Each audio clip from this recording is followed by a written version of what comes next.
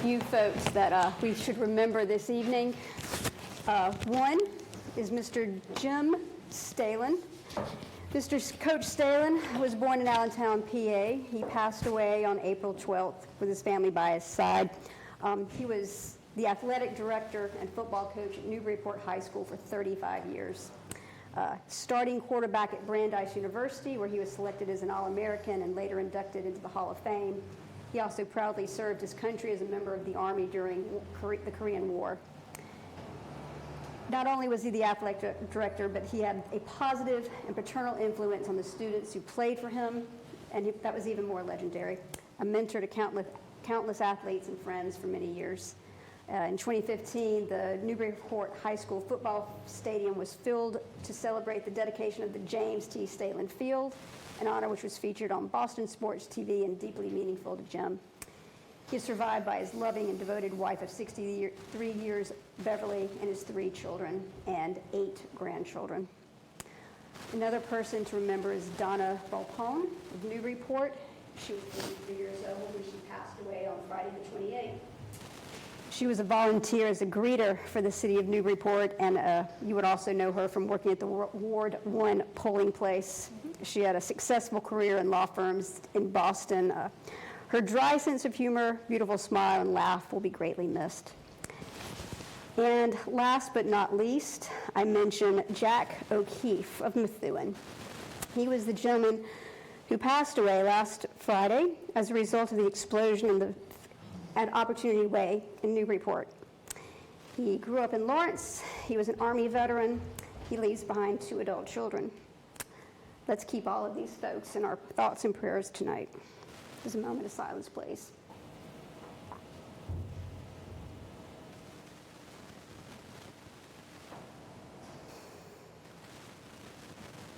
Thank you. Please join me in the Pledge of Allegiance. I pledge allegiance to the flag of the United States of America and to the republic for which it stands, one nation, under God, indivisible, with liberty and justice for all.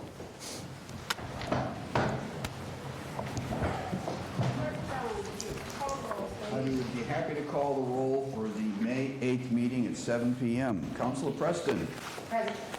Councilor Vogel. Present. Councilor Wallace. Here. Thank you. Councilor Wright. Here.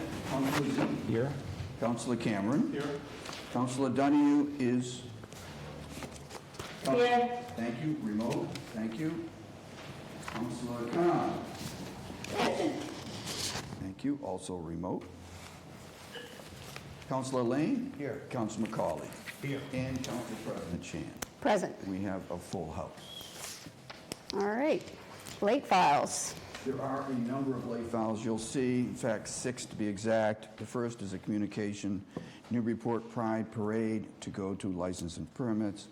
Order 455 is the Animal Control Officer intermunicipal agreement with West Newbury to go to community service. Order 456 is the preservation restriction for 344 Merrimack Street, Planning and Development.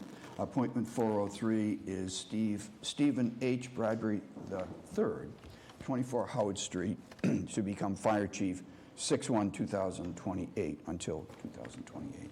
To go to Public Works, the reappointment of James Knapp, 24 Cutting Drive, to the Harbor Commission, and a block party at 31 Howard Street, June 14th, to go to license and permits. Motion to waive the rules and accept the late file items as well as refer as stipulated on the most up-to-date agenda. Second. Roll call. Roll call. Councilor Preston. Point of order. Council. The reappointment should go to PWS. Appointment 404. PWS, Yes. as did appointment 403. Yes. Thank you. With that change, Councilor Preston? Yes. Councilor Vogel? Yes. Councilor Wallace? Yes. Councilor Wright? Yes. Councilor Zede? Yes. Councilor Cameron? Yes. Councilor Donahue? Yes. Councilor Khan? Yes. Councilor Lane? Yes. Councilor McCauley? Yes. And Councilor Shan? Yes. Thank you. Although it might not say it on here, I believe next is public comment. I don't know why that was eliminated. I think we do have the public here. Yeah, I know. No one take it personal. So for those who are here, I just want to make sure everyone's aware. It's your name, address, and you have 2 minutes, and it's to speak to something that's on the agenda. If anyone was here for the Brown School, please note that it is not on our agenda tonight. I did make an error last week when I did not have the committee vote on the order. We only voted on the communication. So to be clear, I'm going to have that come back into general government next Monday night, so people have an opportunity to speak then. And then at the next council meeting, we'll be bringing it out. So with that being said, we have the folks on Zoom. I see one hand up. I see Jean Costello. No, he's doing. Jean, I'm going to allow you to speak. You're the only one we have from Zoom. Name, address, and you have 2 minutes. Thank you. My name is Jean Costello from 522 Merrimack Street, and I'd like to speak on Ordinance 149, the rules for charitable donations. I am a volunteer for the city. I am currently on the board of the Friends of Newburyport Trees, and I am also a donor. And I wanted you to know that the disclosure rules specified here will probably have a chilling effect on me and on where I choose to serve and donate. Thank you. Thank you, Ms. Costello. All right, that is it for those in Zoom. So let's go to in-council chambers. And I see there are a lot of folks here to speak on the Brown School. Just so you know, this is not going to be on the agenda tonight. So we would not be taking public comment. So I apologize for those that are here to speak on. It is not on the agenda. It is not coming out tonight. Okay, well, I will let folks speak on it tonight since there seems to be some confusion from last week. So we'll start now. So Tara McGregor is first up. Hi, everybody. My name is Tara McGregor. I don't have an address to give here in the city because this isn't my residence, but I do work for the city here, and I am a volunteer for Newburyport Pride. So I'm here to talk about the Pride Parade on behalf of our whole board, who are all here if you guys want to wave. First, I want to thank the Licensing and Permitting Committee for hearing our proposal and giving us some wonderful feedback last week. I also want to share with you guys that an incredible amount of work has gone into making this parade something that can be incredibly successful and a triumph for our community here in Newburyport. So we're just here to kind of show some faces to the proposal and thank you guys in advance for your consideration. Have a great rest of your day. Thank you, Tara. All right, Timothy Greenwood.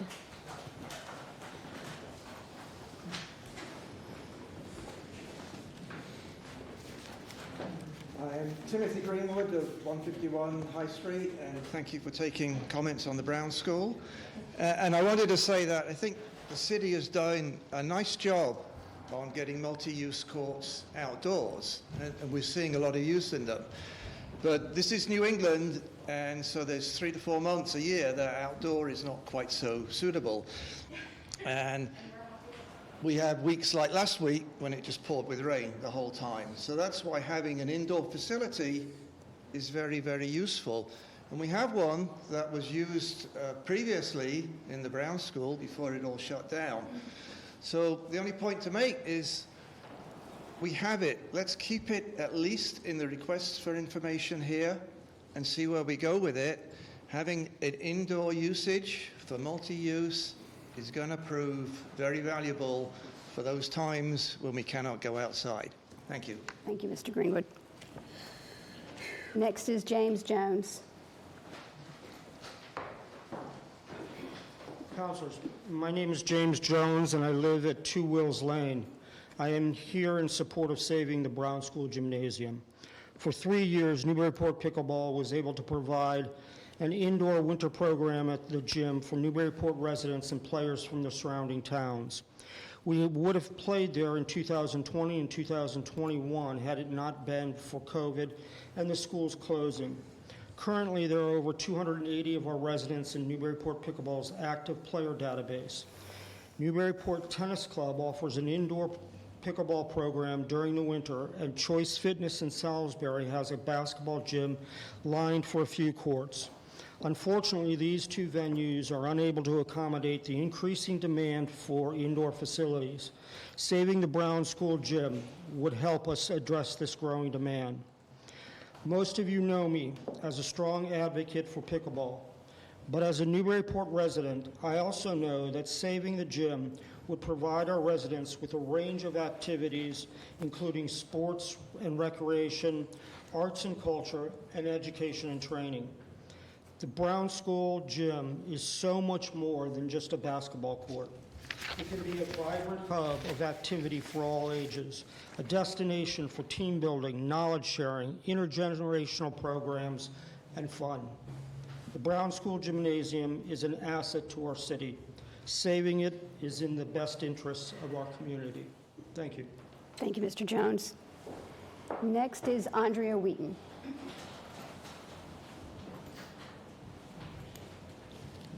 Hello. I'm going to read a letter submitted this past Friday. Andrea Wheatman, 183 High Street. This letter is on behalf of myself as the president of the Newburyport Education Foundation, Carrie O'Donnell, our director, and Cindy Johnson, our clerk. We are writing to express disagreement with the proposed Ordinance 149, which would establish council oversight over citizen-based fundraising organizations in the city of Newburyport. As one of the larger citizen-based fundraising organizations in the city, we have donated in excess of $4 million to the Newburyport Public Schools, and we take our mission and our operations very seriously. We believe this order would have a chilling effect on citizen involvement and urge councilors to vote no. Citizen-based fundraising organizations, from the smallest to the largest, are essential parts of any city without an unlimited budget.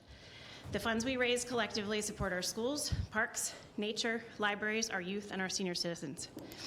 We create community, and we connect engaged citizens with their city departments. Citizen action is a hallmark of Newburyport, and one that has built an industrial park, saved our hospital, and improved our public spaces. This order will create unnecessary burden on fundraising groups in the city, many of which are fully volunteer-run and are already overseen by state and federal authorities. It is our belief that the oversight of city departments is an executive function, and that this order would interfere with efficient public and private partnerships throughout the city.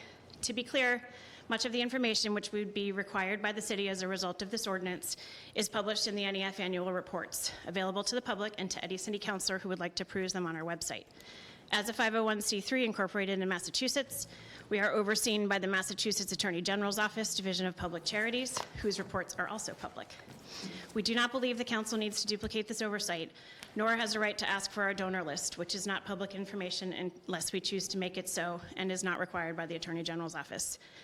Smaller volunteer groups may be dissuaded from acting to improve our city by this layer of extra reporting, especially as it seems to suggest that all fundraising must be done by a registered charity, when such status is only required for tax-deductible contributions. We do not believe this order will aid or enhance the operations of citizen-based groups working hard to meet the needs created by budgetary shortfalls.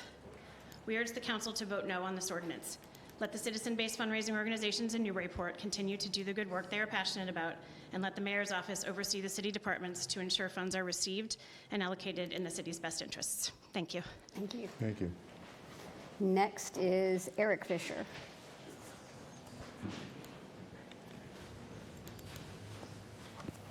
Good evening, Eric Fisher, 12 Cutting Drive. I am here to support the Brown School as well. I am the president of the Newburyport Boys Basketball Association. We presently provide basketball services from grades first grade all the way through seniors in high school, with over 324 families that are presently involved.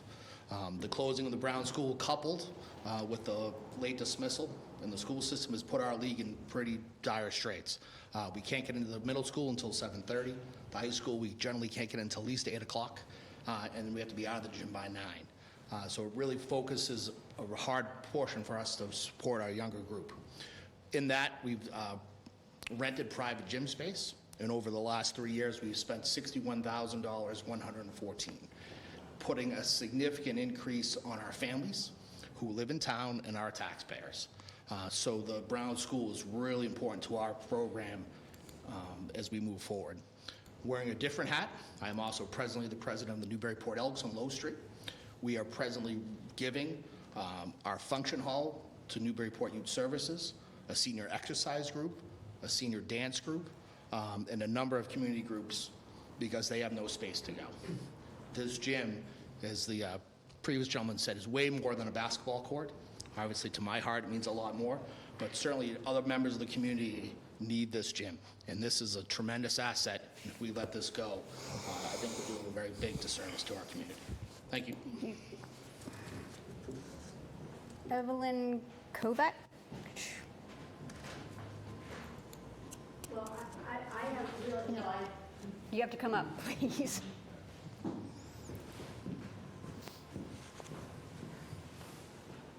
I have been working with the Actors Studio in Name and address, please. Evelyn Kovac, 16 Laurel Road, Newburyport. And I have been working with the Actors Studio of late. I formerly had been with the Firehouse Center for the Arts in Newburyport. And I knew this meeting. I've never been to a meeting before. I knew this meeting, they were going to discuss the Brown School. But I really don't have anything that I wanted to say other than there are places in Newburyport and groups in Newburyport looking for a place to perform, and that's why I was here today. Other than that, I'm here for the meeting to meet all of you, and I'll probably be back next week. Thank you. Thanks. Drew Shapiro. Hello, Drew Shapiro, 20 Eagle Street. I'm also a member of the Affordable Housing Trust, but to be clear, I'm not here speaking as a member. I wanted to speak in favor of the Brown School RFI as a general matter. I really appreciate the fact that it's coming out very soon, hopefully. And I also want to echo the comments of one of my colleagues about changing some of the language in Section 3 under redevelopment goals, Section A, to reflect language at no more than 60% AMI, so we can allow for low-income housing tax credits to take effect if they're available to any developers that show interest. And just as a general matter, I would just say I would encourage the City Council in the future to maybe go through a different process when it's considering matters like these. I think RFIs, RFPs, RFQs, things like that are best handled by city staff, city administration, boards, commissions, and ad hoc committees. And I think in order for those bodies and those individuals to be shown trust, I think that in the future it'd be helpful if the City Council allow those processes to take place instead of having the process go formally through the City Council. I think it makes for a smoother process, a better process, and I think it's how most municipalities operate. As someone who's in municipal government himself, has worked on redevelopment projects in the past, I can say that firsthand. So just my 2 cents on that matter. Thanks for the opportunity to speak. Thank you. Thank you. Daryl Stroop.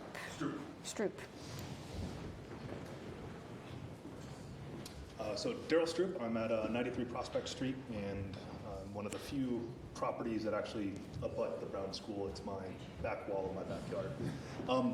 Mr. Jones, Eric said it a lot more eloquently than I probably can, but I'm just here to express my support with keeping that, and also from a point of the RFI to move forward with that as well. As Eric stated, my son's gone the last 5 years, I think, with the NBBA, and is just opting out. But from the access to gyms or the lack of access to gyms and things like that, the gym is a huge asset to the community if we're able to keep it. So that's it. Thank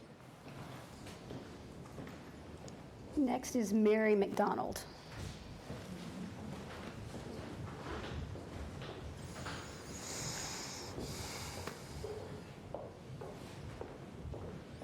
Mary McDonald, 30 Madison Street, Newburyport. I am representing Newburyport Arts Collective and speaking in favor of retaining the Brown School gym as a place where people can do things, and also a place that quite a lot of people can walk to, which I think is a really important consideration.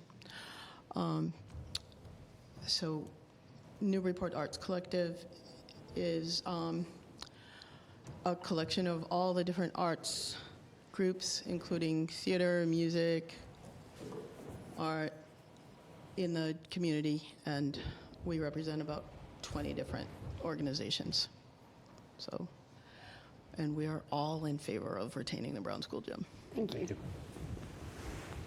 Stephanie Nicodek.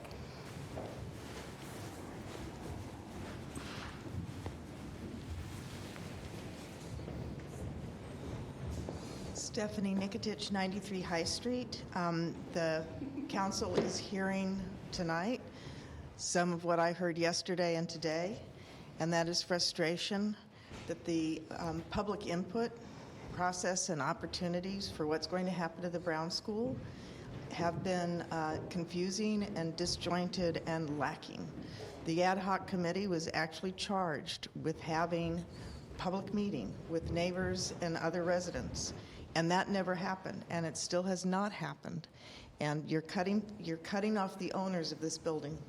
The owners of this building are the residents of Newburyport, and they want to be heard.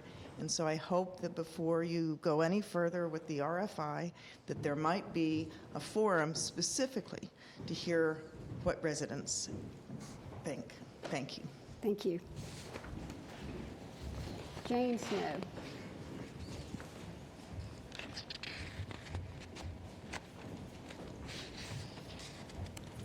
Jane Snow, 9 Coffin Street. I also have a lot of frustration with the Brown School. If you look at the original order, an RFI or an RFP was never mentioned. The purpose was to find out what the best and highest use for the building is or was. And I haven't heard much of a discussion on that, and I think I have maybe missed one meeting.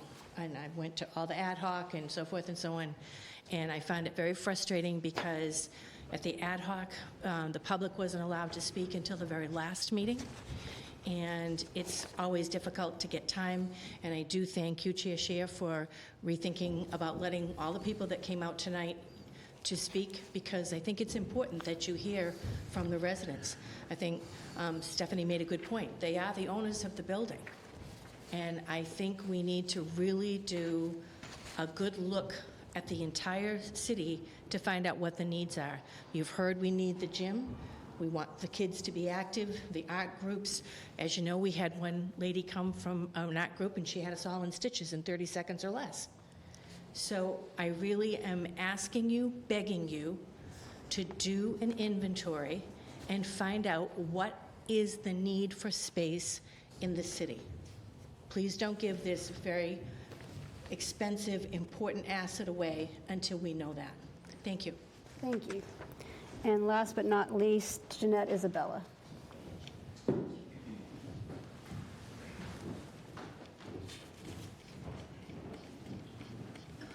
Good evening. Jeanette Isabella, 100 Water Street, Newburyport. So last year, I was asked to be on the commission for the Emma Andrews Library. And at that time, I wasn't able to come to meetings to ask for your support, but I was given it anyway. Thank you. So a year has gone by. I think I've made a reasonable contribution to the library, and it's just a little gem in the South End. If you haven't been there, it's just worth a visit. So I'm coming up for reappointment. And so I ask for your support again. I think that 2 weeks ago, the first reading came up, and here's the second one. So I just appreciate your support, because I think I have more to offer. And I don't know if I'm allowed to say this, but I support everything that was said about the Brown School. That's it. Thank you. Thank you. Thank you. And that is it for public comment. Mayor's comment.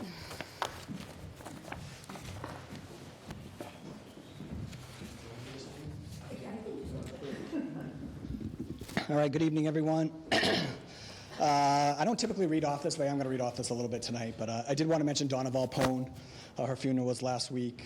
Just a real hot ticket. Longtime greeter here at City Hall. Always had a smile on her face, and again, she greeted people here for a long time. I just wanted to thank Julie Langerin and Christine Jackson for attending the funeral for City Hall and having some representation there, but I really appreciated that. So there's been a lot going on the last week. So I thought I'd start with a little update on the Sequens Opportunity Way explosion. So we have officials from the building department on the scene all weekend and into today. What they're trying to do is finish the cleanup part of the operation right now. So they had to call in the state hazmat team again. They were back up in the area today. We had to call in some additional firefighter support as well, mutual aid. What they're doing now is dangerous, is what they're doing, as we're trying to get this building ready for demo. And as of right now, I think just part of the building is going to be demolished.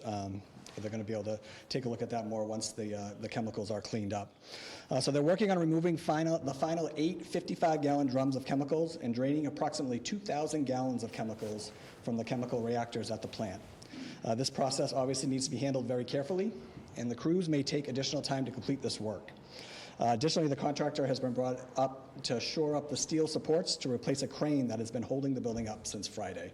And I will say they had to halt the operation late this afternoon because the winds really picked up. So they're going to pick that back up again tomorrow. And like I said, Commissioner Earls has been on site,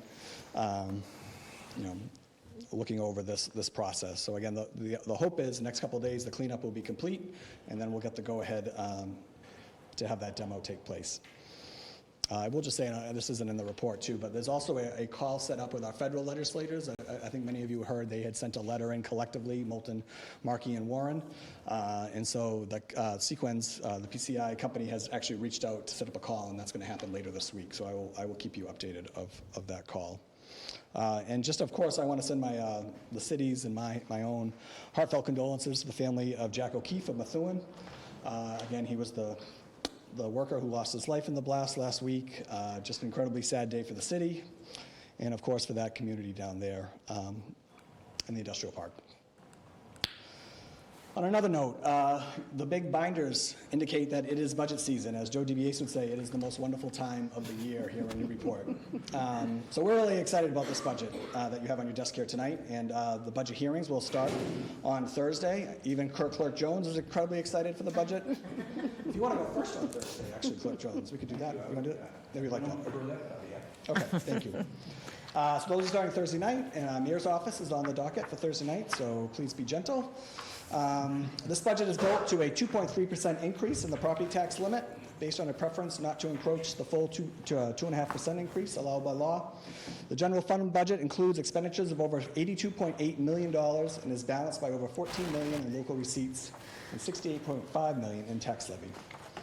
This budget devotes significant resources to our public schools, public safety, and the Department of Public Services, which are the main drivers of our budget just about every year. I am recommending investments in some major capital projects through DPS in order to secure our infrastructure, including our water supply, and there are also 2 new positions that will help with this work. One is an assistant engineer who will also bring additional capacity to the engineering department,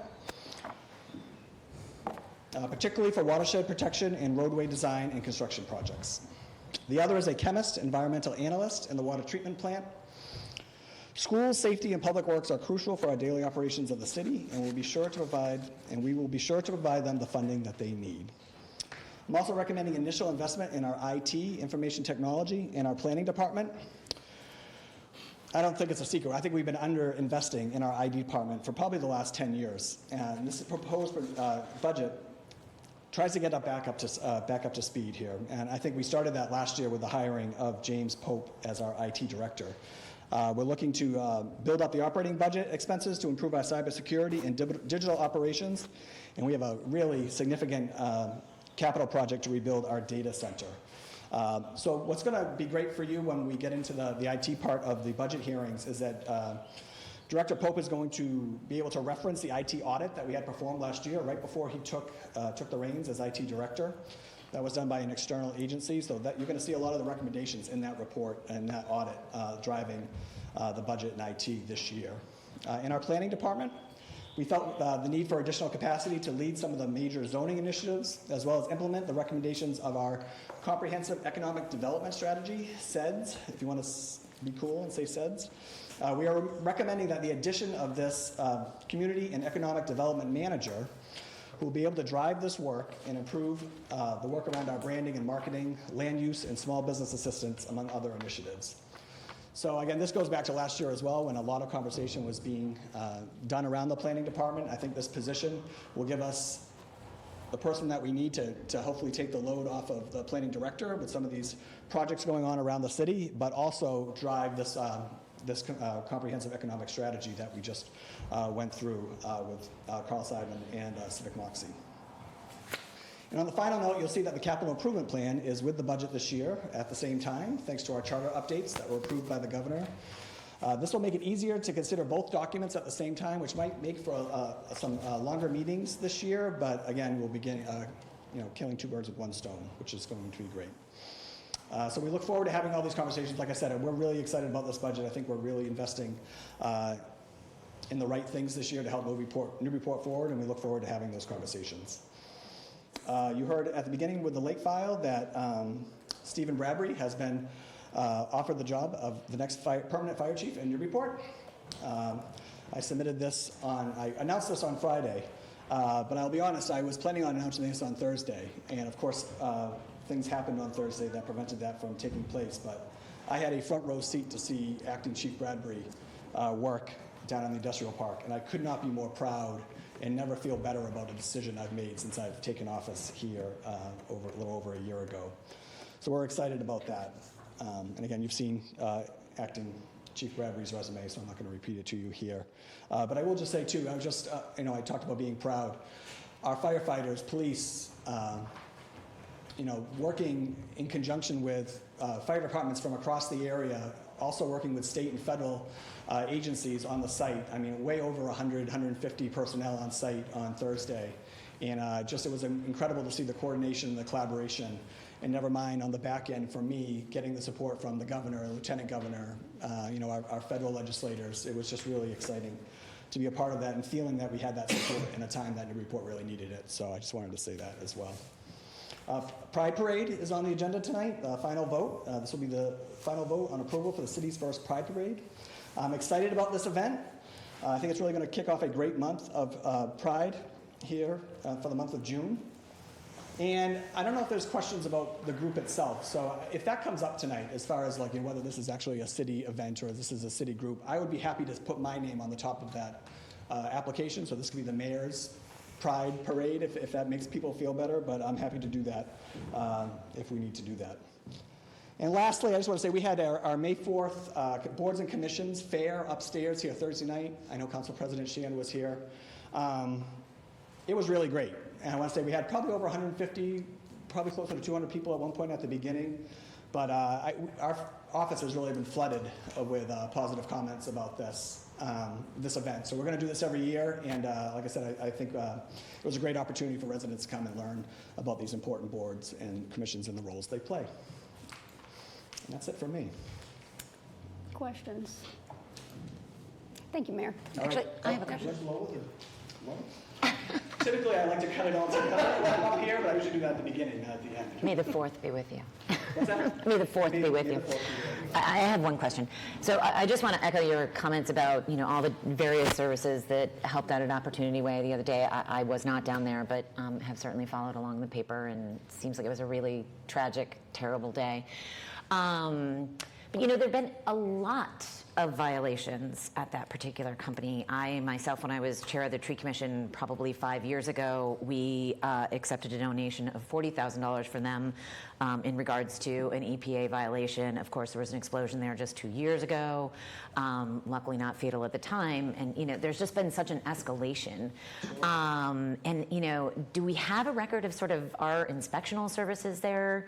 And do we have any concerns of the city having any liability in all of this? Yeah, no, I'm incredibly concerned. I mean, I think it really hit me when I went down to the site for the first time and I was told how to go, and I went down Perry Way, and you can park in the back. They have another warehouse up front. I mean, you're 200 yards away from the DPS. You're 400 yards away from River Valley Charter School. So yeah, no, it's incredibly concerning. This company's been in the city for a long time. I don't envision them ever opening their doors here again. But I mean, we're going to have to wait. I'm told the investigation could take up to years. In the meantime, they'll get served with a notice of intent this week that will shut down operations. And again, they're being cooperative from what I understand. They reached out to our federal legislators. They're working with our federal agencies. So we'll just have to wait and see. But in the meantime, I want to get that site completely cleaned, make it safe, and then the proper demo can take place. Is it possible for us to get a report of sort of the inspectional services that have happened over the last few years? Yeah, I can find that out. Okay. Yeah. Thank you. Any other questions? All right, thank you. All right, have a good meeting. Council President, just a quick question, if I may, to the clerk, point of order. So this agenda, or this on our desk, has the block party on it, but the one that comes out that's online doesn't have it. So I'm just want to know which one of these. Obviously, this one's just this moment. So that's why it's not online. Okay. All right. Thank you. All right. Consent agenda. The consent agenda this evening consists of the following: approval of the minutes for April 24th. There are, in communications, there are 5 event applications, all going to license and permits. 9th Annual Harborside Half Marathon, Pause for a Cause, Yankee Homecoming, July 29th to August 6th, Olive's Backyard Makers Market, 7/22, Lions Bed Race, August 3rd, and an application for a residential handicap space at 12 Merrill Street. That last one is supposed to go to There's one transfer 153, $3.5 million to multiple locations, and that's to go to Budget and Finance. The following appointments, first reading. Appointment 398, Eileen Harnch Grady, 10 Cushing Ave, Council on Aging, till 6/1/2026. Appointment 399, Brett Carrier, 231 Middle Road, Byfield, Assistant Harbor Master, Shellfish Constable, Special Police Officer, until 6/1/2022. That's to go to Public Works and Safety. Robert Dow, a.k.a. Bobby Dow, 185 Story Avenue, to the Harbor Commission, 6/1/2026. That's a reappointment.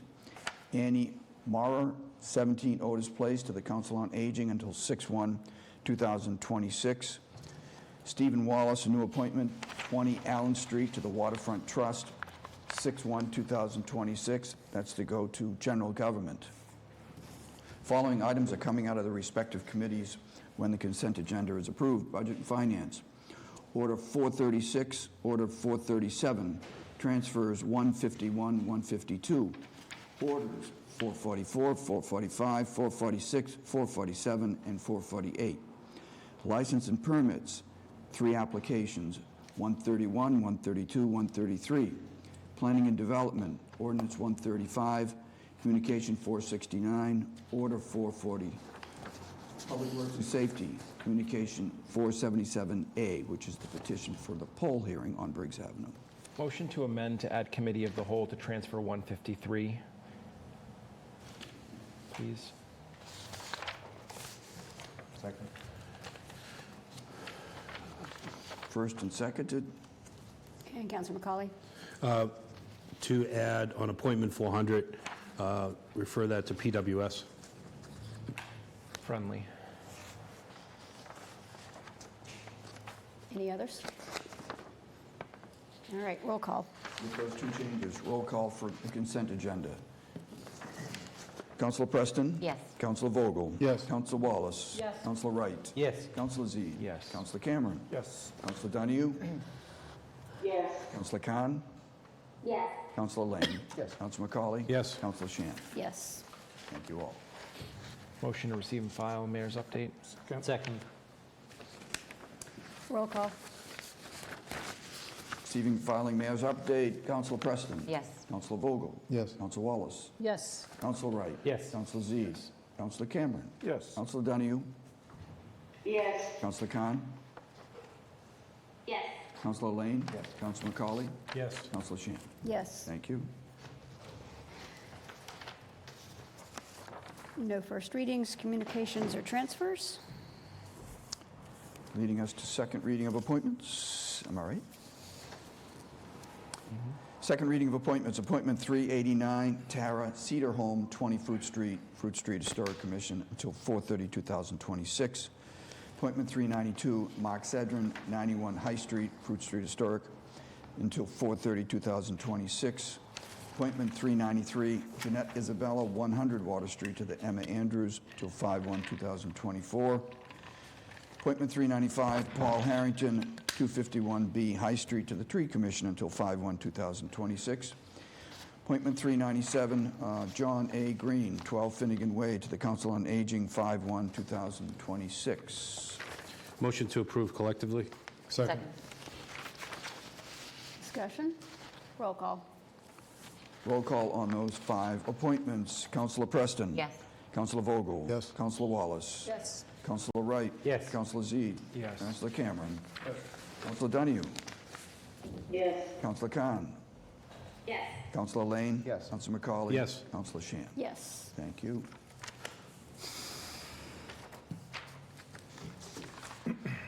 Leads us, President Shan, to orders. First order is 450. It's the NBHI Interpretive Signs Location Order. Motion to refer to planning and development? Motion to send to community services as it's a park location? They're actually not in parks locations. The parks, the ones in the parks have already been approved by the Parks Commission. These are the remaining ones that are not in parks. So, unless the motion is withdrawn, we have 2 on the floor. I'll withdraw mine. You want to withdraw yours? Okay, so we have a motion to go to P&D. Is there a Seconded second? by? Thank you. All right, roll call. Roll call and going to order 450, going to Planning and Development. Council Preston? Yes. Council Vogel? Yes. Council Wallace? Yes. Council Wright? Yes. Council Zede? Yes. Council Cameron? Yes. Council Donahue? Yes. Council Khan? Yes. Council Lane? Yes. Council McCauley? Yes. Council Shan? Yes. Thank you. Order 451, which is the PEG Center gift acceptance. Motion to refer 451 to Budget and Finance, and 452 Budget Order, and 453 Capital Improvement Plan to Budget and Finance and Committee of the Whole for 452 and 453. Second. Roll call. Okay, so 451 and 452 and 3 are all going to Budget and Finance, with 452 and 453 becoming Committee of the Whole also. Thank you. That was first and seconded. Thank you. Councilor Preston? Yes. Council Vogel? Yes. Council Wallace? Yes. Councilor Wright? Yes. Councilor Zede? Yes. Councilor Cameron? Yes. Councilor Donahue? Yes. Councilor Khan? Yes. Councilor Lane? Yes. Councilor McCauley? Yes. And Councilor Shan? Yes. Thank you. That leaves for order 454, which is the Story Avenue bicycle lane. Motion to refer to Public Works and Safety. Second. Discussion? Roll call. 454 going to Public Works and Safety. Councilor Preston? Yes. Councilor Vogel? Yes. Councilor Wallace? Yes. Councilor Wright? Yes. Councilor Zede? Yes. Councilor Cameron? Yes. Councilor Donahue? Yes. Councilor Lane? Yes. Councilor McCauley? Yes. Yes. Did I do Councilor Khan? Did. Yes. Nothing intentional. Councilor Khan? Yes. Thank you. That leaves us ordinances. Ordinance 143 and 148 are both second readings. 143 is the municipal fee schedule to amend water sewer fees. Motion to approve on second reading. Second. With a point of order. The one in the packet doesn't reflect the amendments that were made, Oh, so I just wanted to note that. we I will think they went all the way back to the original one that was in the original we will packet. switch that out. Yeah. My apologies. But it's as it was amended and passed on first reading. Correct. 2 weeks ago.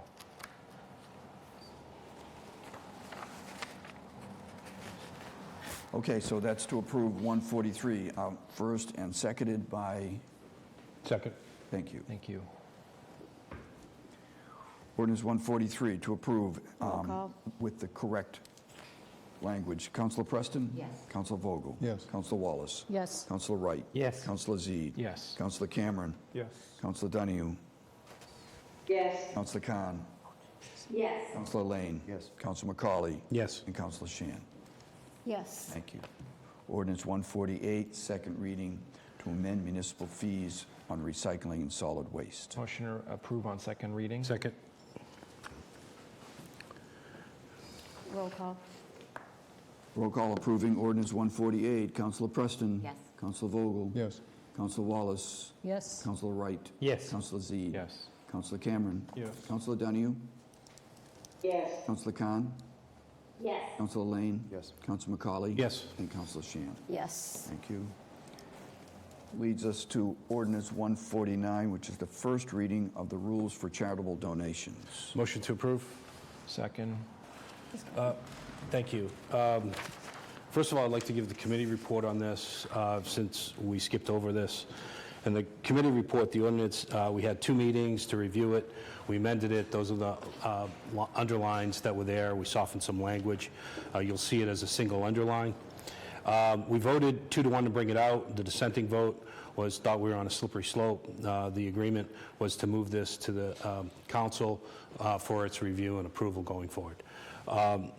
And with the president's permission, I'd like to give my statement on this as well. So, first of all, who knew asking for transparency and conforming to existing law would create heartburn, as it has? Over the past month or so, the saying in my business is, if you're not sitting at the table, then you're on the menu. And I've been on the menu in many of these discussions going forward.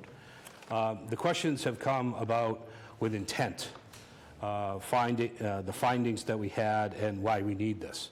From an intent standpoint, it's been floated that my intentions were purely personal, vengeful, reactionary. Well, in January of 2023, this council voted unanimously to reorg our committee assignments, and per our charter, the city council, not the mayor, has oversight on all actions within those departments. This council added oversight on the transactions between friends groups and city departments. We added that. And we assigned this to the community services scope for that committee. And then I was appointed by this council president to chair that committee. So my intentions and the intentions of the committee were merely to fulfill the ask of the council, nothing more. The findings that we found was friends groups in general offer supplemental funding to our city departments. Some of these groups have been around for years or decades, but that doesn't mean everything runs smoothly. There are inconsistencies, and this ordinance is intended to create a baseline, if you will, the setting of the navigational buoys to help guide us. Why we need this? We hear that we already have policies, the state already has policies, the federal government has tax rules for this. Again, inconsistent adherence to the rules. There are many examples, old and new, of folks just not aware of the rules and not following the rules. So why don't we just enforce the rules that we have? Well, I'm going to cite a memo from 2006. It's written by Nancy Mitchell from Natick. It's entitled Municipal Expenditures, Proper Public Purposes. It's on the Attorney General's website. It's on DLS website. It's cited repeatedly by KP Law and the city finance director. They all use it as a best practices white paper. And it's 4 pages long, but I'll just give you the opening line of the conclusion, which is DLS strongly recommends that municipalities develop clear written policies backed up by bylaw or ordinance for public spending of private money in these donations. The fundamental issue that we find here is that there's a gap, and the gap is broken down this way. There's a difference between public and private money. Rules are very, very strict for how you can spend public money. And when private money becomes public money, it needs to follow the same rules. Groups donating seem to understand this in theory, but they have not understood this in practice. Again, multiple examples. So what are we actually asking for in this amendment? We're asking for the minimum baseline requirement of work. Any city department, and again, we're looking at just the transaction. Any city department that can accept a donation, its donation is a gift, and that gift must follow the gift policies of the city, and that is $500 to report it. Other than that, you say, thank you very much, and you place it in the appropriate public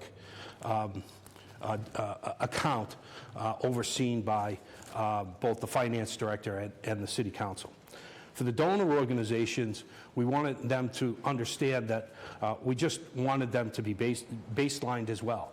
We asked them to be registered with the state and provide to us an affidavit that they are registered with the state to do business here. And why is that? Well, as part of the state, the Attorney General's oversight of this, they state not only for public charities and things like that, but for all businesses. Any business that opens the city has to list themselves with the city clerk's office. It's called, doing business as forms along the way. And that means you're actually a true business or an organization or things like that. We're not asking for them to have this affidavit annually like the state attorney general's office is. We ask them to do it. This could be a one-time event for many people who have been here. And some of the groups already conform to that. They just don't necessarily know that they conform to that along the way. So we want to make sure that everyone's on the same place. The second part of that is to ask both groups to follow the law, follow the state law, follow the city laws along the way. And for the donors organization, they must, according to state law, track restricted and unrestricted donations. And if the donor receives a restricted donation and passes it on to the city, they need to make note of that. That's part of the reporting that has to happen.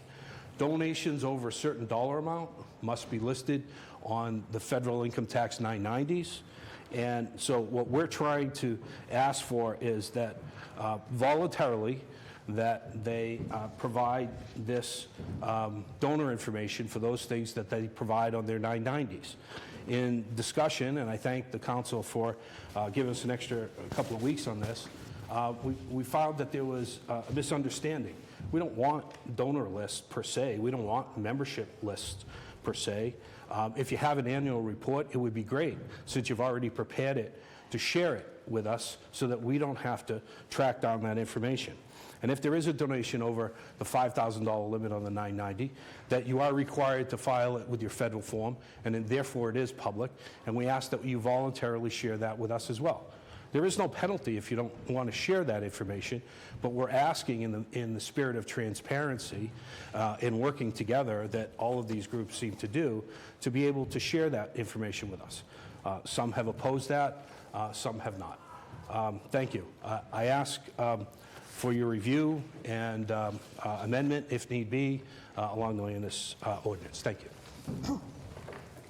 Discussion. Councilor Wallace. Thank you, Council President. I will be supporting this because I'm a fan of transparency and setting procedures and rules, and especially because of the DLS and the Attorney General, that ruling. I've seen this over and over again. Like, it's a good idea to adopt financial policies so everybody's on the same page. Just a couple things I want to note. I believe that there is no limit on the amount that you need to report. He mentioned $500. I believe that any private money coming into the city has to follow the rules. He made a very, the counselor from Ward 5 made a very interesting point about the certificate as a business. Even nonprofits, I believe, have to register with the clerk. You can actually find those businesses online that are up to date, so it's not necessarily more additional paperwork if they have to come in and do that anyway. And then also, I was just looking at the requirements for the IRS, just out of curiosity. So a public charity is a nonprofit that takes money in from the public. They solicit funds from the public. So they do not need, per the IRS, they do not need to provide donor names, but they need to have the amount and purpose. According to the IRS, a private foundation has to provide donor names and the amount of information. And this is public information where somebody could walk up to their address, ask for it, and they're required to give it to you. And it's kind of like, okay, the government's giving them a tax-exempt status, and in return, they have to make some things public. But as far as the names of the donors for a public charity, it sounds like they don't have to, but at least the amounts and the purpose. So just some follow-up information. Thank you. Thank you, Councilor Wallace. Further discussion? Councilor Vogel? Thank you, Council President. I'm going to rise in opposition. I certainly do believe in transparency, and I do believe in abiding by all of the laws.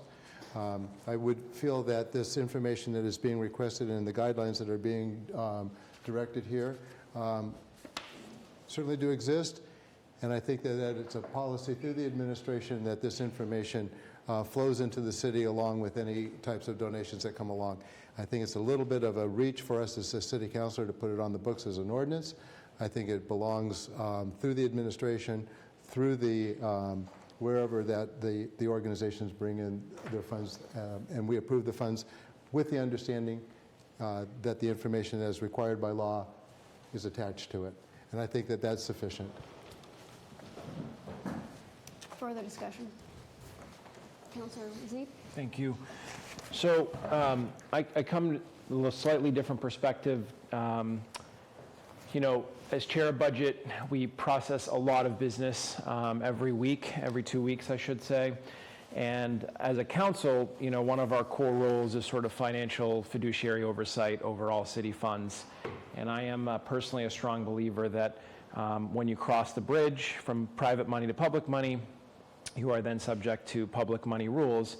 And as was stated in public comment, we're not talking about immaterial amounts. You know, it'd be one thing if we were talking about $200, $500 over the course of a year, but we are actually talking about 7 figures, certainly over the span of a relatively short period of time. And that is our responsibility. You know, it's interesting, as always, to hear the comments about where the mayor's role is and where the council's role is. But appropriation is truly a council role. I hope that's not a big debate. But the acceptance of the gift we know can be done by the department head. The expenditure of that is subject to appropriation rules just as any, which means recommendation of the mayor and concurrence of the city council. So the perspective I'm coming from is we've been processing a lot more gift receipts in budget and finance, which I take as a very good and important step in progress towards opening up this black box that we couldn't just figure out what was happening in the last many years. It is exposed in a good way, I think, and shown us where the money is coming from. It's showing us what's a directed donation and what is not, and we're learning more about organizations that are donating to the city and how those funds are flowing in. And it's allowing us to do a couple things. One is to again, to see that, just to have that be open air, everybody can see it. It's also giving us an opportunity, frankly, to continue to do what our typical role is, which is to provide that oversight over department heads and to learn what they're taking the money in for and what they're spending it towards, and if they are utilizing it towards any aspect of their operational budget or capital budget. And we have this giant book here that we're expected to process. And again, some of these amounts are rising to material amounts. So the reason I bring this up is that something like this, anything like this, gives us an opportunity to homogenize the process. And to me, homogenization is important for committee operations to be efficient and to be able to handle things. But it's also important so that you treat everybody the same way. If you don't have rules, you essentially, every gift that comes in is subject to different questions. You know, if we want to take a derail for a half an hour and talk about what the nature of that organization is or what it's not, we can, but if we have something like this, we sort of already know some of these basic answers. And what we've learned is that definitely organizations are not homogenized in their operations, and why would they be? They're different organizations, different people, talking about different subject matter. But our job is to try and corral everybody to sort of, you know, meeting that standard, that minimum standard that we want. So I think it's okay to say that, you know, the NEF, for example, is a great example that I think most people recognize as really running a clean operation. Everything's in order. There's really rarely any question, if any at all. We have some others that are maybe a little less organized, and it's not a bad saying about them. It's just, you know, they don't maybe have the same board. They don't have the ability necessarily. So this can help bring everybody up to a minimum standard. And when budget and finance has to process a gift, we sort of have some minimums along the way. So that's the reason I'm supporting it, is primarily for homogenization and trying to bring everybody up to the same point. And I think that for many, this will have no meaningful impact on their yearly operations. They'll continue what they are.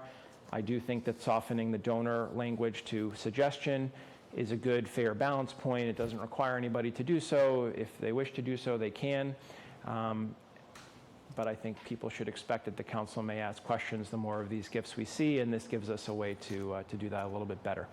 So with that said, I will yield. Thank you. Councilor Cameron. Thank you, President. I will be voting against this. Yeah, and I never question anyone's intent, and I'm all for as much transparency where necessary, not as a baseline, that we need to know everything in every situation. And for me, the real distinction here is between appropriations, expenditures, which certainly we have purview over, along with the mayor and department heads, and putting in policies on that end, and revenue. This is all about revenue. These are private groups that are doing this for us. And as long as that is in conjunction with the actual needs of department heads, and again, I think the way in the city and through our various approval mechanisms, I'm fine with it. To use a cliche, this is looking a gift horse in the mouth. I've got a lot of experience in begging people for money from the nonprofit side. And if we put any of these, any nonprofit I've worked for, we put these sort of restrictions or extra hoops on foundations, private donors, the small donor who sends $10 in a month, they're going to choose to put their efforts in their limited resources elsewhere. So we've heard from a number of these so-called friends groups, and I think the message has been pretty consistent. They would see this as onerous and not something that really has any added value to it. So again, I'm all for transparency, but I think these groups are doing us an enormous favor, adding incredible value, and we should not take that lightly. Thank you. Further discussion? Councilor Khan. Yeah, thank you, Council President. I will just keep it somewhat short here. I will not be supporting this, and really some of the main reasons, and I think they were actually brought up by the sponsor as well as some of the others who spoke actually in favor, is that many of these aspects are filed, and there are kind of methods and places where there is that information if needed. To me, really what I actually do think this is helpful to see is that the framework aspect for city departments to receive donations, this is something that seems to be a common theme, is the desire to see some type of documentation or guidance document that maybe could come from the finance department that may maybe give some folks ease of mind that the right methods or that guidance or information is being provided to friends groups as they're formed. And I actually think that's where more impact and effectiveness will happen. So, yeah, I will not be supporting. Thank you. Thank you, Councilor Khan. Councilor Donahue? Yes, thank you, President. Can you hear me? Yes. Yes. Yes? Yes. Okay, I'm just gonna go. I will not be supporting this. I want to really just quickly say I echo a lot of what the at-large said, and not only is it onerous, but I would also go as far as to say it's ominous, in that a lot of what we've been hearing from donors to people that work on these various boards and foundations and friends up groups,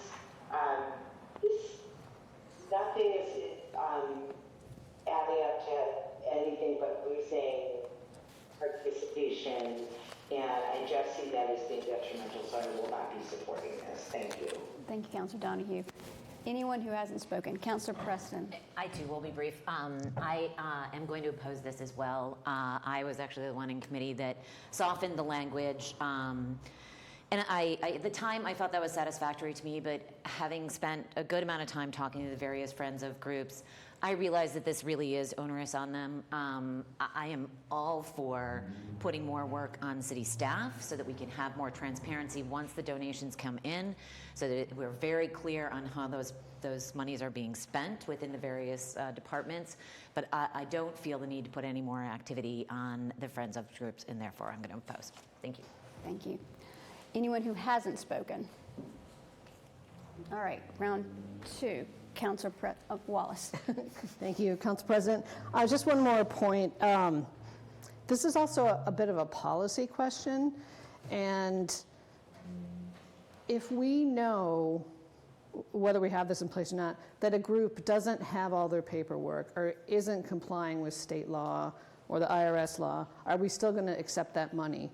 With this ordinance, it's black and white, and then say, here, this is what you need. But if we don't have that, then out of curiosity, somebody may check for each gift. We're going to have to go through each gift if somebody's interested in budget and finance and dig through this information. So this information may come out anyway, but then what do we do? Are people okay? This is kind of a rhetorical question, but are you okay with accepting money and we're not sure if everything's settled within that group, or do we want them to provide the information? Because that could still come up whether we have the ordinance or not. Thank you. Thank you, Councilor. Further discussion. Councilor McCauley. Yeah, I would just like to add to this conversation a little bit that says this is not an ordinance that in any way, shape, or form tries to provide oversight onto the Friends groups at all. This ordinance provides oversight on the transaction from public money, from private money to public money. And there are a number of examples. There are a number of examples even today. They were worse a few years ago, but there are a number of examples today where a large donation was made and actions were taken to avoid a gift acceptance from the council itself to move this money through a Friends group into operations and to avoid the gift acceptance along the way. That is not in the spirit of transparency. That is in the spirit of what we're trying to provide as oversight, because even though it is revenue and it is generous by the private organization to donate it to us, what we have is an ordinance proposed that would assign a process to the city itself in how we would go about accepting it. And again, I don't want to get into the specific examples, but they're common. They happen. There was 3 over the last 2 months. So this isn't something that happened in the past. This is something that's still going on today. And if there's anything here that is onerous, it's not on us. As a matter of fact, the showing proof via affidavit is less work than is required by the state. And most, as the councilor at large had noted, most of the work is actually on the department head, not on the private group as well. Thank you. Thank you. Further discussion. Councilor Lang. Would it make sense, just looking at this, or just for a feel here, rather than say must show proof, may be required to show proof in number 1, would that be amenable to anyone, just to throw it out there? Not seeing any takers on that one. Councilor Wright. Well, just to speak to that specific idea, all they're doing is saying that they're providing an affidavit. They're saying, yes, we've done all these things. The city's not going to take anything more than an affidavit that says, yes, we're compliant. I don't see any of this as being a burden or an extra task for any of these organizations. They're required to comply with everything that's on here. And the only thing that's contentious is their donor list, and that's a suggested thing. So I don't see this as a burden on any organization that is complying with state law and federal law. So I'm very surprised that some of my fellow councillors aren't in favor of providing a baseline and providing an ordinance and governance over this. Because as was pointed out previously, if we have to, in the spirit of oversight, if we had to vet every single gift against these criteria in budget and finance, for a $500 gift, it would take us half an hour every time to go through the list and say, are they registered with the Attorney General's office? Have they filed their 990s? Are they compliant? This takes all of that work away from us, and it makes it easier for us to accept the gifts that the law requires us to accept. Further discussion? Councillor Khan. Yeah, thank you, Council President. I just needed to just respond a little bit here. These actions, this codification, these ordinances in our municipal code, where, again, as I will say once more, these things are already being done, they need to be done if anyone forms groups. And by codifying it, we are, and will be, probably the only municipality that does codify it, which makes one, and everyone should be thinking about, why are we codifying certain things that are already being done? And that's really where I just caution everyone, when we develop our ordinances, why, again, are we kind of moving ourselves into another realm? Because there's going to be a lot of, if we pass this, then we're opening our doors to, why not have additional things that we're going to codify that end up becoming more and more, to me, kind of this repetition of aspects that if we think something's not happening or we have speculation that things are being done incorrectly or whatever we may have in mind, there's other ways to handle that and address it. And that's why, again, we go to the guidance documents, the finance, the departments out there. But this is not something that needs to be in a municipal code. And please do look at other municipalities. No one else has this. Thank you. Thank you, Councillor Khan. Further discussion? Seeing no hands. Roll call. Roll call on approving ordinance 149, first reading. Councilor Preston? No. Councilor Vogel? No. Councilor Wallace? Yes. Councilor Wright? Yes. Councilor Zede? Yes. Councilor Cameron? No. Councilor Donahue? No. Councilor Khan? No. Councilor Lane? Yes. Councilor McCauley? Yes. Council President Sham? No. Motion fails 5-6.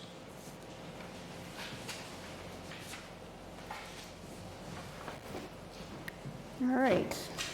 Next on the list. Next on the list is coming in ordinance 150, amending municipal fees, street permits, employee permits.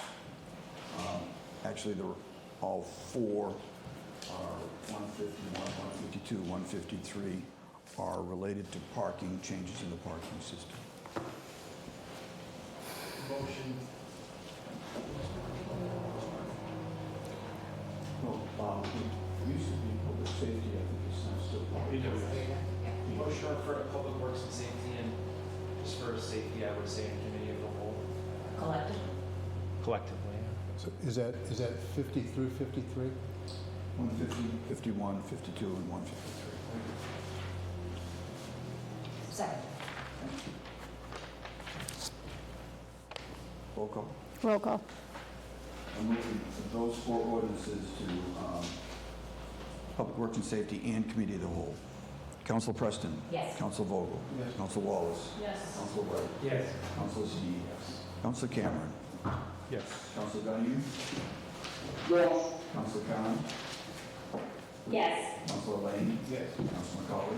Yes. Council Shan? Yes. All right. Committee items. Councillor Zede. Okay, we've got a number of things. We'll try and get through them as quick as we can. Motion to approve Order 436, Catherine Day gift acceptance. Second. This is a gift in the amount of $3,000 for the installation of a bench at Cashman Park. This is not in compliance with the new bench policy, which was the large part of our conversation. The reason is that this bench was actually installed back in November before that policy was created. The bench was purchased by the Parks Department, and this was kind of one, I guess you might say, in between, the old and the new. So we did not get reimbursed by the Conservancy for this, which was, I guess, how the original gift was taken in.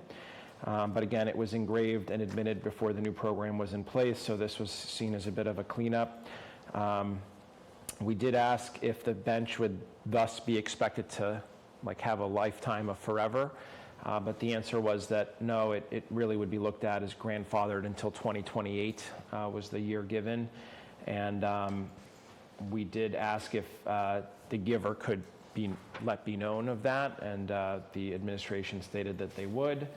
So the $3,000 will go to the Parks Gifts and Donations account, and essentially, again, it's a reimbursement. So I think the only other thing of value was that we don't expect any other ones. This was, I guess, the last of the cleanup. So the committee did recommend approval of this, acceptance of this, perhaps a better way to say it, 3-0. Thank you. Further discussion? Roll call. Were these Counselor going Lane. collectively? No. One at a time, yeah. 436 only right now, sorry. Okay. All right. So approving 436, roll call. Councilor Preston? Yes. Councilor Vogel? Yes. Councilor Wallace? Yes. Councilor Wright? Yes. Councilor Zede? Yes. Councilor Cameron? Yes. Councilor Donahue? Yes. Councilor Khan? Yes. Councilor Lane? Yes. Councilor McCauley? Yes. Councilor Shan? Yes. Next is a motion to approve Order 437, Moral Foundation Gift Acceptance. Second. This is in the amount of $16,926. In the order, you will see there are a number of different items: Bartlett Mall, brick sponsorship, In-Street, Newburyport Sports, field maintenance, etc. This is based on accounting records from the Morals. So, we're really not, this money, let me say it this way, this money was turned over at the conclusion of the audit that was conducted by that organization on itself. And so none of this has been spent. The amounts are, it's not 100% clear why the amounts are what they are, but this is how it's being donated, so they will be restricted to these purposes. As stated, we did have a conversation about that. We had actually a decent conversation about restriction of use. So when something is hyper-specific, then it is tied to that. If it's sort of more general, like you take Bartlett Mall, 2,000, that could be anything at the mall, from curbing to the water to supporting any larger effort.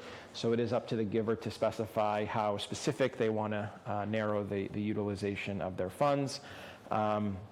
We did have a conversation about a few other things, like the Knockmolin tennis court came up. Again, these are not big amounts, but $1,000 we discussed, was that already completed? The answer is yes, of course, but that could be used to reimburse the source of funds that was used before, which is more of an accounting thing than anything else. So we kind of had that conversation, and according to the finance director, who is taking it according to the foundation, this is like the closeout, if you will, of the sort of discussion from last year, is how I'll put it.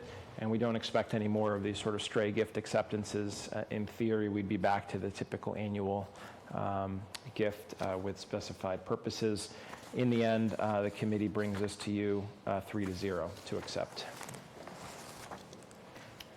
$48.60 to pickleball. Ordered by one battle. More than zero. Further discussion. Councilor McCauley. Yeah, I'm going to rise in opposition, and ironically or coincidentally, I'm going to use some words that we just used before, right? So we're not sure the source of donations because the funds in question were never clarified as part of the audit. There are numbers in here that include those funds. The Parks Conservancy actually is not a legitimate organization. It didn't have a 501c. It didn't have a DBA. It was running as a made-up subsidiary of the Morel Foundation. And so I'm a little questioning why restricted donations come in, since it's our own money that was donated to the city to begin with. And so why we would accept our own money back with restrictions to be able to not spend it accordingly. So that's why I'm not going to vote for that. Further discussions? Seeing no hands, roll call. Motion to approve 437. Councilor Preston? Yes. Councilor Vogel? Yes. Councilor Wallace? Yes. Councilor Wright? No. Councilor Zede? Yes. Councilor Cameron? Yes. Councilor Donahue? Councilor Dunn? You're muted, Councilor Donahue. Councilor Donahue? Yes. Thank you. Councilor Khan? Yes. Councilor Lane? No. No? No. And Councilor McCauley? No. Councilor Shan? Yes. 8-3, motion passes. Next is a motion to approve transfer 151.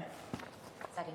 This is a dual transfer. The first source of funds is sewer retained earnings, 120, to be going to sewer plant chemicals in the same amount. The second part is water retained earnings, 86,000, to be going to water plant chemicals in the same amount. So we did have a discussion. First thing is chemicals are procured by the city through a consortium. We do not buy them on our own, so we get together with other communities. And unfortunately, the pricing often does not come in until after the budget is set. And it's our favorite friend, inflation, was the primary reason here for the increase. Prices went up substantially, in some cases as much as 50%.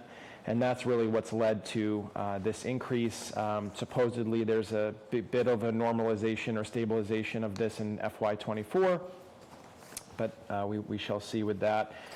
We did ask what these were originally budgeted at. Sewer was originally budgeted at $428K, so it's getting $120K boost from this transfer. Water was originally budgeted at $150K, it's getting an 86, so you can kind of see the percentages there, more substantial on the water side. We did ask if there were any other opportunities to pull the funds other than going to retained earnings. There are some pockets of funding here or there and orphaned accounts and the usual, but it didn't seem to be enough to really get to this amount. And these chemicals are obviously used every day in both of these plants to make the water potable on one end and to be clean enough to discharge on the other end into the river. So it was approved. I wrote down 3-9. There's no way that's correct. So it's 3-0 is probably what that's supposed to say. Thank you. Discussion. Roll call. Approving transfer 151, Councilor Preston? Yes. Councilor Vogel? Yes. Councilor Wallace? Yes. Councilor Wright? Yes. Councilor Zede? Yes. Councilor Cameron? Yes. Councilor Donahue? Yes. Councilor Khan? Yes. Councilor Lane? Yes. Councilor McCauley? Yes. Councilor Shan? Yes. Thank you. Motion passes. Next is a motion to approve transfer 152. Second. So this is an IT-related transfer. There are 3 sources of funds. The IT salary director, 14.6. The auditor's office salary financial purchasing analyst, 15.9. And finally, the treasurer salary staff, 16.6. And then the transfer 2 are basically 2 different accounts. One's the IT Munis license, 14.1, and the IT software licensing, 32. So on the source side of things, essentially the reason these exist is because there were vacancies throughout the beginning of the fiscal year, and therefore additional funds, unspent funds accumulated, and that's what makes them available to be spent. It just so happens that one is from the IT department, the other 2 are auditor and treasurer. You've heard, I think over the last several months, some updates on the city's move to the cloud, so to say, for Munis, and that's really what this has been related to. And so these are ongoing, particularly on the 14.1. The IT software licensing, the 33K, is largely due to the new email system, Mimecast, I think, which is probably not the most popular as an end user, but is probably appreciated by administrators on the other end. And then also a major effort on the public records request management, which was, I understand, a priority for the new IT director, and also probably with the clerk a little bit, who ends up having to receive those requests. We did ask if any of the Munis stuff had any public-facing options at this point. Now that it's in the cloud, could financial reports be available to residents or other interested parties directly?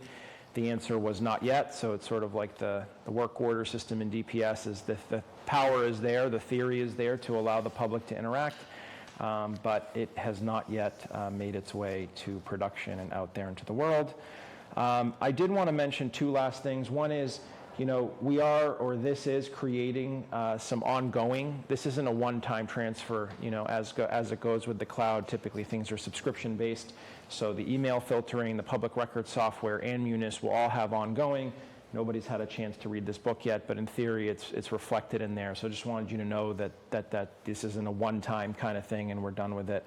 And then we had some conversation that IT has a lot of needs, and I think that much is obvious, at least even just in the budget transfer that was made tonight. So all in the end, it was 3-0. Discussion. Roll call. Roll call on approving transfer 152. Counselor Preston? Yes. Counselor Vogel? Yes. Counselor Wallace? Yes. Counselor Wright? Yes. Counselor Zede? Yes. Counselor Cameron? Yes. Counselor Donahue? Yes. Counselor Khan? Yes. Counselor Lane? Yes. Counselor McCauley? Yes. Counselor Shan? Yes. Thank you. Next is a motion to approve Order 444, which is a gift from the Central Congregational Church, $500. Second. This was a relatively small gift. We did not have a long conversation. It's not restricted other than for Council on Aging generally, but not for anything specific, 3-0. Discussion. Roll call. Approving 444. Counselor Preston? Yes. Counselor Vogel? Yes. Counselor Wallace? Yes. Counselor Wright? Yes. Counselor Zede? Yes. Counselor Cameron? Yes. Counselor Donahue? Yes. Counselor Khan? Yes. Counselor Lane? Yes. Counselor McCauley? Yes. Counselor Shan? Yes. Next is a motion to approve Order 445, Friends of NYS to 2022 scholarship funds, $5709. Second. So Ethan Manning was present and spoke mostly to this one. $5,709 is the gift. These were actually scholarships that were provided to individuals in 2022, so the money was already spent in a sense, and this is an after-the-fact gift acceptance. This is based on actual. We did have some conversation. First of all, 5709 does not represent the full amount of scholarships provided. The total amount was $14,000. This is a part of that. So there were some other sources of funds, and this was put in as an effort to be transparent, but it is being done after the fact. Then we had a conversation about how this scholarship program is administered. There doesn't seem to be a lot of formality around it. The department essentially tries to decide if it can be helpful to certain families. There are no specific criteria or income limits that anybody could point to. It doesn't seem to be advertised, but this is, I guess, a program that's available to some degree. And then we did have some public comment on it as well, and typical questions around that. The last thing is we did hear from the department that they used to provide the scholarships after registration, but in order to allow folks to register while the registration's hot and before all the slots get filled, they were simply providing people with a code to register for free, and then they sort of worked out the details later. So it was 3-0 in committee. Okay. Discussion. Roll call. Approving 445. Counselor Preston? Yes. Counselor Vogel? Yes. Counselor Wallace? Yes. Counselor Wright? Yes. Counselor Zede? Yes. Counselor Cameron? Yes. Counselor Donahue? Yes. Counselor Khan? Yes. Counselor Lane? Yes. Counselor McCauley? Yes. Counselor Shan? Yes. Thank you. Almost there. This is a motion to approve 446 font gift to the city for $9,000 even. Second. We get these donations, fortunately, with some regularity. This is $9K, 12 trees, purchase plant and water for 2 years.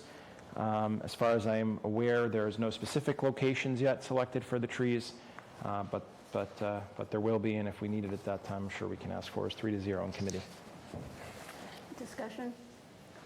Roll call. Approval of Order 446. Counselor Preston? Yes. Counselor Vogel? Yes. Counselor Wallace? Yes. Council. Yes. Yes. Counselor Wright? Counselor Zede? Yes. I had you there. You only get one vote, I'm sorry. Counselor Cameron? Yes. Counselor Donahue? Yes. Counselor Khan?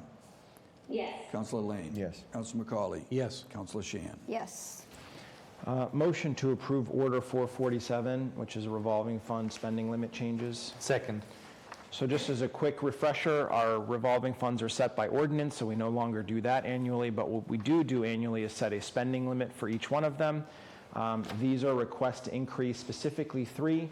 Disabilities Commission from $3K to $7,500, Health from $25 to $35K, and Senior Community Center Maintenance from $25 to $40K. These increases will only take effect through the end of this fiscal year, which is about 45, 50 days away from now. Then we will have a new fresh order to set spending limits for all of the revolving funds for the next fiscal year. I wouldn't be surprised if the heightened limits are what is made requested for the next year, but that remains to be seen. Really, this is because essentially they're bumping up on their spending limits so far. We did talk about each one of the three of these, and there's been some spending on each one of them, some renewed spending out of the Disabilities Commission, and they want to keep that going. Plus, they are taking in additional funds, for example, from increased ticket fees and so forth that we've discussed on this council. So that fund in particular has about a $50,000 balance in total. This would increase, again, their spending limit for the year to $7,500. The health programs go from $25 to $35K. They've spent about $22,002. We did ask as a committee for a log of their spending for this fiscal year. I took a look at the health one. They've done a lot of clinics and things like that, and I think just general cost fluctuations have brought them closer to their limits. And then the Senior Community Center Fund these are receipts that come from outside parties for use of the building, and this is utilized for general upkeep. There isn't any specific spending that was noted, that once these go up, that something's waiting, but I think this was done for safety, so to say, so that they don't hit the limit between now and June 30th at the end of the month, 3-0. Further discussion? Roll call. Approving Order 447, Councilor Preston? Yes. Councilor Vogel? Yes. Councilor Wallace? Yes. Councilor My Wright? hand is raised, I'm sorry. All right. Counselor Donahue? Yes, before we roll call on this, I did have discussion on it.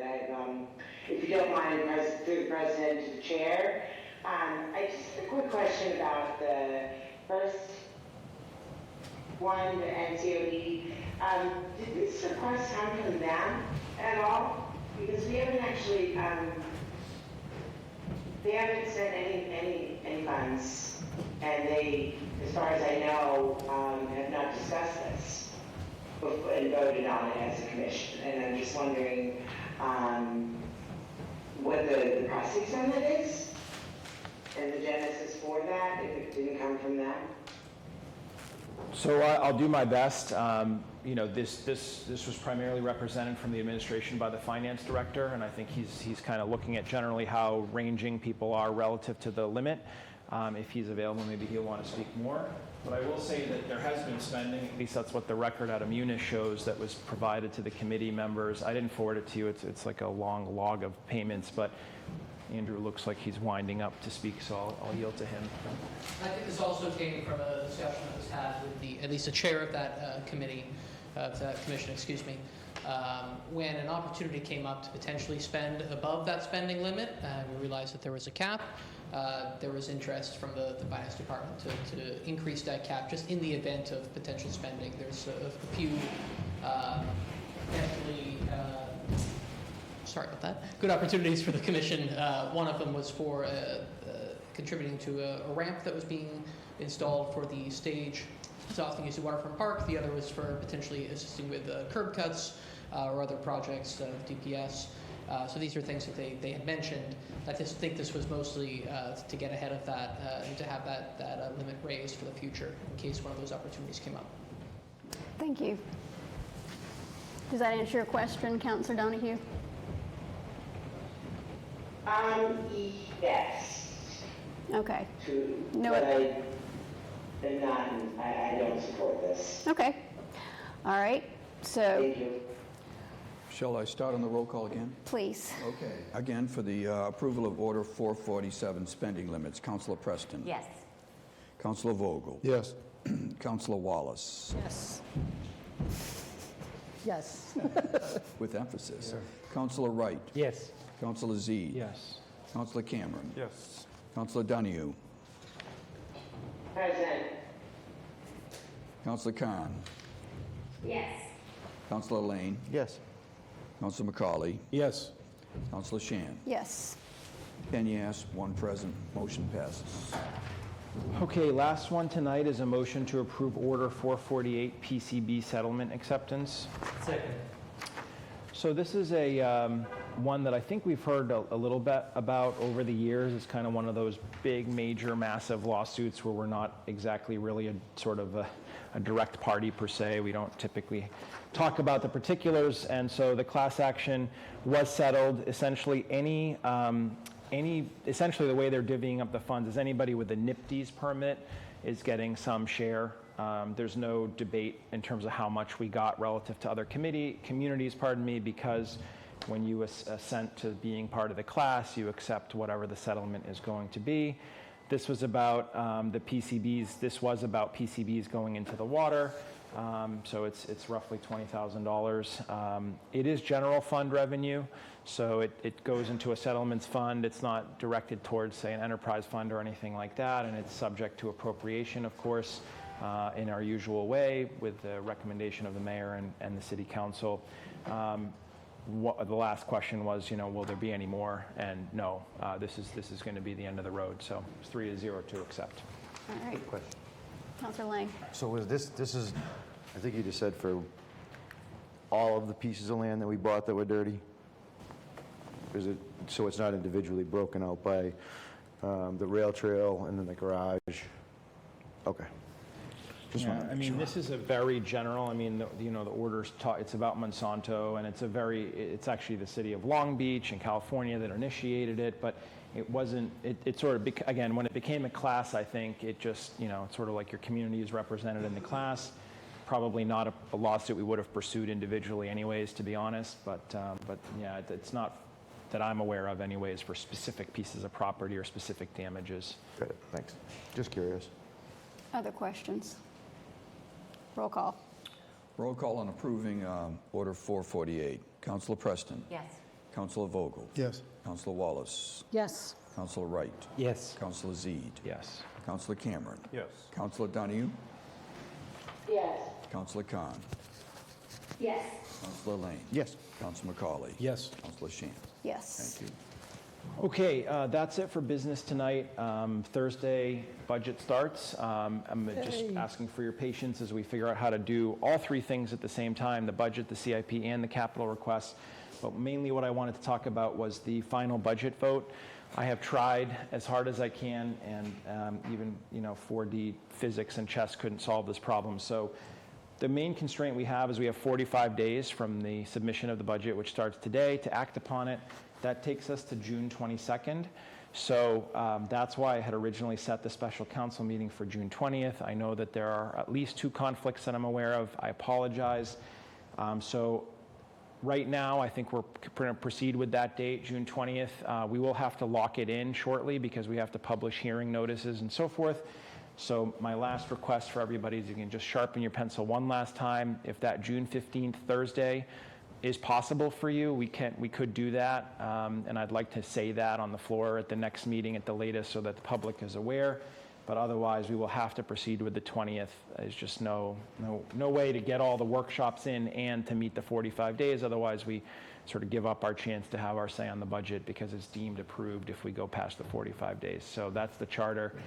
Next time we do the charter, might be nice to say before June 30th, but you live and you learn. So thank you, and I apologize to anybody with a conflict. We did our best. Thank you. Thank you, Councilor Zade. Community services. Nothing tonight, Council President. Okay. General government, as I stated, my snafu on the order, we will bring it back out at our next committee meeting on the Brown School, along with the other items we have for the meeting on Monday night. License and permits, Councilor Vogel. Thank you, Council President. This is a motion to approve application 131, the Greater Newburyport Chamber of Commerce and Industry Spring Fest on June 3rd and 4th. Second. Thank you. So, as you can see from the various maps that are in the application, there's a lot of crossover between the parks and, you got the Bullnose and then you got In Street, and they're going back and forth and here and there. We had a conversation about it. The organizers have their ducks in a row. They met with the police department. They are in constant contact with them. and all the sign-offs are in place. The insurance is specific to this event, and it was recommended for approval out of committee for 3-0. Thank you, Councilor Vogel. Discussion? Roll call. Roll call approving application 131. Councilor Preston? Yes. Councilor Vogel? Yes. Councilor Wallace? Yes. Councilor Wright? Yes. Councilor Zede? Yes. Councilor Cameron? Yes. Councilor Donahue? Yes. Councilor Khan? Yes. Councilor Lane? Yes. Councilor McCauley? Yes. Councilor Shan? Yes. I'm going to skip over to 133. I think that 132 is going to have a discussion, or a longer discussion around it, so I'll go to 133. This is the Newburyport Lions Club road races on the 1st of August. Second. Thank you, sorry. As we know, this is not the first time this has taken place. It was really quite fun. The three gentlemen that were here, the youngest was 84 years old. It was wonderful to watch. They're the directors, and it's like, we are the captain. So the actual time on the application, there was a little bit of a kind of a scratch over on there. So the actual time on the application is from 8 in the morning to 8:30 at night. This includes the use of the school grounds where everybody shows up and gets your number and so on and so forth. And it includes from setup to breakdown. There is a change, and so for the public, there's a change in the course. It's going to be a change in the course, and it's going to be a lot faster. So what happens is that instead of starting from the school and going down to Marlborough and turning left, you're going to go all the way down to Rolfs Lane. When you get down to the bottom of Rolfs Lane, you're going to make a left, and guess what's ahead of you? All the way to Spofford. And you're going to go up Spofford, and then you're going to make a right onto, I believe that's, you're getting onto Pine Hill Road there, and you're going to go over the highway. Then you're going to do a little loop-de-loop in there, and then come back Pine Hill Road, come down Ferry, and head to the high school. So we're taking Hoyt's Lane out and taking the overpass over the highway out, which is going to be a lot nicer because those two pieces of the race are the worst. So it's exciting. The times of the races should go up. Should drop, I would think. They're going to be faster. So that's that for the public. And again, we had a great discussion over it. It came out of committee 3-0 in favor. Discussion. Roll call. Roll call on approving application 133. Councilor Preston? Yes. Councilor Vogel? Yes. Councilor Wallace? Yes. Councilor Wright? Yes. Councilor Zede? Yes. Councilor Cameron? Yes. Councilor Donahue? Yes. Councilor Khan? Yes. Councilor Lane? Yes. Councilor McCauley? Yes. And Councilor Shan? Yes. Did I vote? Councilor Vogel? Oh, yes. This is a motion to approve application 132, the Newburyport Pride Parade on June 3rd. Second. Okay, so we had an interesting discussion about this event as well. Very enthusiastic conversation, if you want to put it that way. We learned that this event has evolved from what was a protest to now a celebration. That was an interesting conversation around that. There's plenty of engagement with the police department, and the organizers have specifically indicated that they will continue to keep the marshal up to date in terms of the numbers to be expected. There was coordination with the chamber, because as they get into the bottom of Green Street, they're going to be running into the Chambers event, the Spring Fest. They've been talking to one another, so there's kind of a meetup down there and pulling it all together. So they're coordinating, and then there's a discussion and a lot of effort to coordinate around the parking, because it starts at the Mall. The suggestion of the Ward 6 councilor that to reach out to the IC to use their lot because it may not be used. So they're working on all of that. They're looking forward to our approval so that they can really get going on it. And so it came out of committee for approval with a vote of 3-0. Discussion. Councilor McCauley. Yeah, so I really have a couple of questions here, and I want to thank the chair and the committee because some of those questions were operational. We saw tonight a late file that came in, which is an operational model for the parade goers, which is great, and how they're going to cluster and march down and all that. And then one of the opening items was how we were going to interact with the police and chamber, et cetera, along the way, and it's good that there's a process for that. My question comes down to who actually is running this. And I know that we heard from the mayor today that the Port group the Pride group is actually a subset of the DEI Alliance. I have concerns on that on a couple of ways from a safety perspective. First of all, the DEI Alliance is a advisory committee, so what we have is an advisory committee spawning off another advisory committee, almost like an incubator. They don't really have authority and structure from an organizational standpoint to be able to spend money, resources, et cetera, along the way. That's just not in their charter. So one of the questions is, would the alliance, go private and then we could necessarily, let's say, fund them privately, or if another city department, a real department, as opposed to an ad hoc department, wanted to run this. And I say that from a liability standpoint as much as anything else, right? If the things that go on in discussions in public safety usually talk about things that you hope never occur, right? But we have a potential parade with 100 goers. If they're sharing the street coming down and an elderly driver, let's say, makes a mistake and hits 4 or 5 of them, then who's liable, right? The city has insurance itself. We ask all people who use our streets to carry their own insurance, but now we have a potential private group using public insurance going forward. And I just, I'm supportive of the effort. I'm supportive of the parade. I just think we need to make sure that we have the liability set accordingly for what group is what, right? And again, public or private, just pick one. Thank you. Councilor McCauley. Councilor Vogel. Oh, I'm just going to rise and say that, we weren't aware of those concerns during the meeting. We didn't discuss them at all. I'm going to punt this right over to the Chief of Staff. Thank you, Councilor Vogel. You're welcome.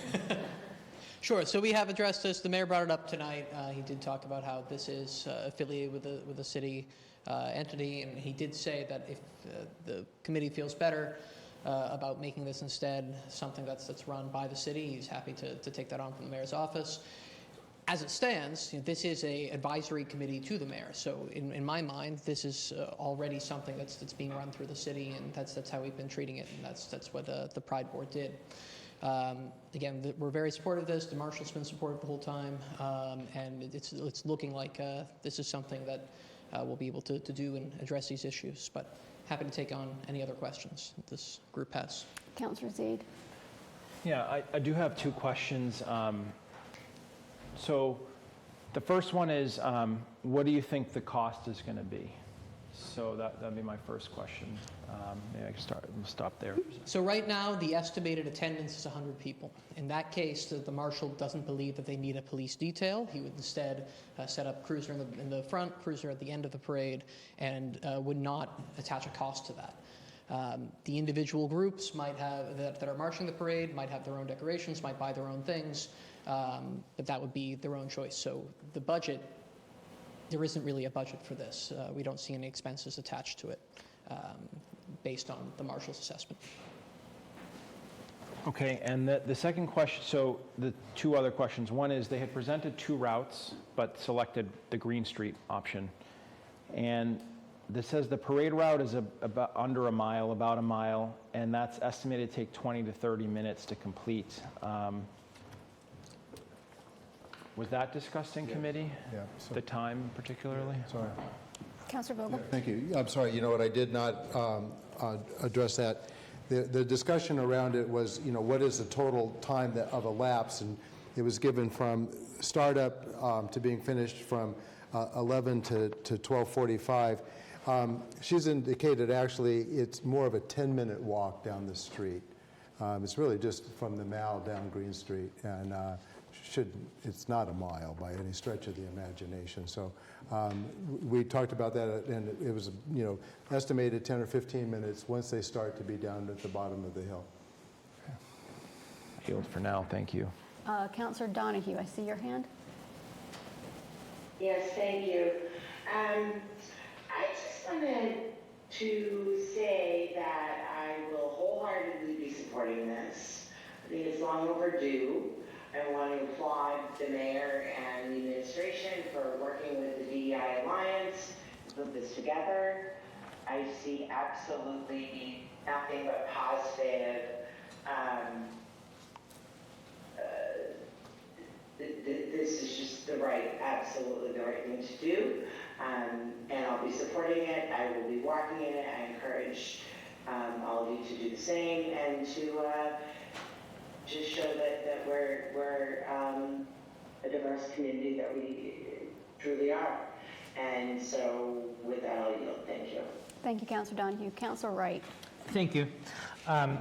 So just for clarity, because this is going to be a city-sponsored event, my recommendation would be to not have an application come before us for approval, because it's already a city event. Any other city event doesn't get approved by the council, does it? Good. He's right. We have. Councillor McCauley.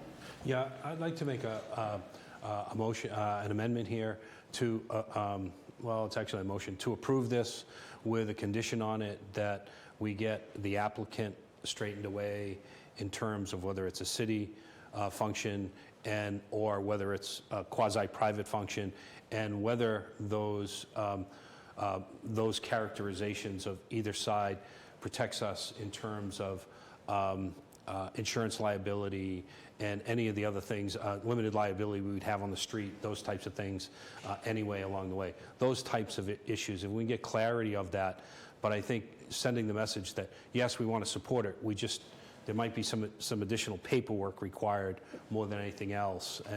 And so I hope we could come to that. Councillor Vogel. Yeah, thank you. I certainly would accept any, it's not mine to accept, but I would agree that if we're going to do that, that would be just fine.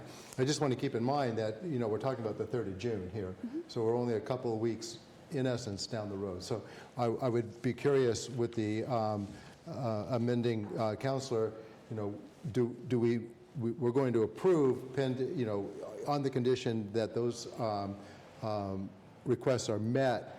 Are we going to then have to revisit this, or are we going to let it be understood that the administration essentially will accept it? I just want to make sure that we're heading down the road. The latter part. The latter part. The latter part. Okay, I'm good. Yeah. Chief of Staff Levine, do you have an issue with that request? No, I think that makes a lot of sense. Okay. Councillor Zeid? I just want to indemnify myself in saying that I don't think, I'm concerned about the safety of this event. I mean, you're talking about 2 major street crossings. You have to cross High Street, and then you have to cross Merrimack Street. You think you're going to have 2 cruisers and no cost. Doesn't make any sense to me. It doesn't pass the smell test, to be honest with you. The applicant is questionable. We don't have an insurance certificate. Like all the basic things we do here, we're just saying we're not going to do them. So I will support it with the amendment. I hope they can get it together, but I just want to say on the floor that I don't know. I think we should always be nervous. I mean, to me, there's only we usually participate in it. There's a couple times when Green Street is closed for a parade. We're going to do it in about 3 weeks. And you think about the presence that is there to support that effort is ginormous. There's like 4 fire trucks and a dozen cruisers and police cars, and you're going to send. So I mean, it's hard to justify having an event without having appropriate safety. So I mean, I will support it. I don't really want to talk about the content because it doesn't matter to me, but you're talking about a major, on a Saturday, basically in the middle of summer. That's what we're talking about here. Thank you, Councillor Zeid. What else to Councillor say? Khan, I see your hand. Councillor Khan? Yeah, thank you, Council President. I definitely appreciate this conversation and some unlicensed and permits. And while I do completely support this parade, I do also want to just point having a parade that is done by the city, but that same group, and I would just suggest that's probably a good model for us to apply here as well. And I know many of us have marched in that on this very same route for a city-sponsored parade, so it's definitely something doable, and I look forward to doing this again on June 3rd. Thank you. Thank you, Councilor Khan. All right, so the amendment was a friendly amendment? You got it accepted by the first and the second. Okay. So I have its approval subject to the applicant being clarified. Okay. All right. Any other conversation? Roll call. Roll call approving with the condition. Correct. Council Preston. Yes. Council Vogel. Yes. Council Wallace. Yes. Council Wright. Yes. Council Zede. Yes. Council Cameron. Yes. Council Donahue. Yes. Council Khan. Yes. Councilor Lane. Yes. Council McCauley. Yes. Councilor Shan. Yes. Nothing further, Councilor. Much. Councilor Cameron, Planning and Development. Motion to approve ordinance 135, zoning amendment related to the intermodal transportation improvement fund, removing residential use. Second. Thank you. Mr. Cameron? Planning, that was a mouthful. So this was approved 3-0 in the Planning and Development Committee meeting on May 3rd. Councilor McCauley is the sponsor, and I welcome him to add any additional context here. This is basically making an amendment under our existing zoning, Section 7A. And part of this, some of this section is old, some of this is new. In 2017, there was additional language that basically was looking to solve a problem back in the day when what is now the Black Cow, or the new Black Cow, was going to be the ale house, Newburyport Ale House, or the ale house.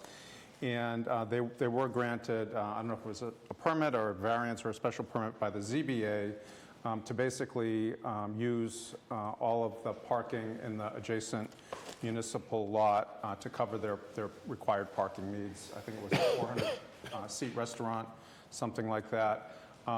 It was quite contentious in the public eye, and basically they were able to use that. At that point, there was no mechanism for any use that was becoming enlarged or was going to require more parking. There was no requirement for anybody, residential or commercial, to pay into any sort of transportation fund. And what was changed in 2017 did allow that option at the discretion of the special permit granting authority, which in this case is the planning board. So this amendment would take out the residential use portion of that. It would leave the rest for commercial use intact. And we met in a joint hearing with the planning board on March, I believe that was March 1st. They wrote their report several weeks later and basically were supportive of the amendment, and thought, as the sponsor said, this is a way to just sort of tighten up the residential use of parking downtown. We certainly don't want to thwart development per se, as long as it's adequately regulated and governed and goes through the usual processes. This has highlighted, as the sponsor has said, and the planning board specifically notes in their report, that we as a city should be looking at overnight parking in our municipal lots, which are generally empty. That could be a way for people that are living downtown to not impinge into the residential areas that are adjacent to downtown. So I think that's a further discussion that will be worthwhile. Although that may be complicated, I certainly think that is worth looking at. Two things that were amended by the Planning and Development Committee. We wanted to make clear, based on the Planning Board's recommendation, that this would not apply to any hotels and inns. So there is some language in what you see in your packet that clarifies that. And also, there was some clarity around exactly how to define the distance to off-street parking. So a little bit of wordsmithing, which was recommended by the zoning administrator. It's really, as was said in the meeting, this really helps with a holistic approach, and I think it is worth our support. Again, the vote was 3-0 in committee, and the sponsor wants to add anything. I think Director Port is probably in the attendee side of the world, and if he wants to add anything or be available for any questions. So thank you. Thank you, Councilor Cameron. Discussion.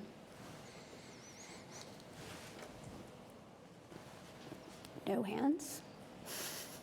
All right. Seeing no hands, roll call. Roll call on the first reading for ordinance 135, ITIF. Councilor Preston. Yes. Councilor Vogel. Yes. Councilor Wallace. Yes. Councilor Wright. Yes. Councilor Zede. Yes. Councilor Cameron. Yes. Councilor Donahue. Yes. Councilor Khan. Yes. Councilor Lane. Yes. Councilor McCauley. Yes. And Councilor Shan. Yes. Councilor Cameron? Motion to receive and file communication 469, retail sale of marijuana. Second. Thank you, President.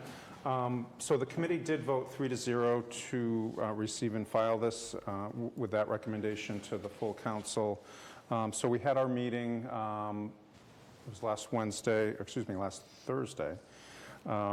And I think we had a good fair amount of in-person testimony on both sides. My count had 8 of the attendees. I don't think anyone, I think maybe one person was remote. So it's a little vague because that was 4 days ago.